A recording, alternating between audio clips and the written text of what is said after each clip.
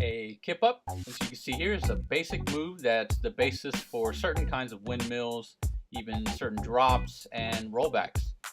So it's important that you have a good strong kip up. So we're going to start by laying down flat, and I'm going to put my hands back, and just notice the positioning of my hands. I'm going to put them back behind my head, and my legs are going to go up.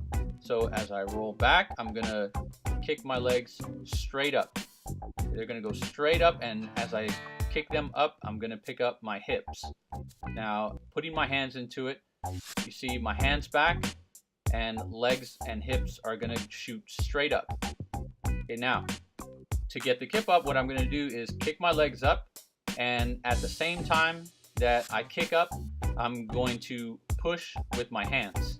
Okay, so you see kick and push. So back down and show it again. I'm gonna kick and push.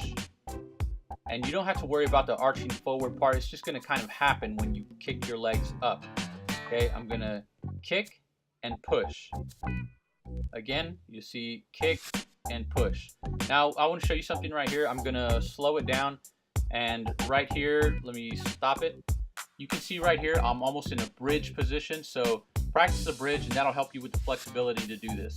Y'all practice, let me know what you think. Peace.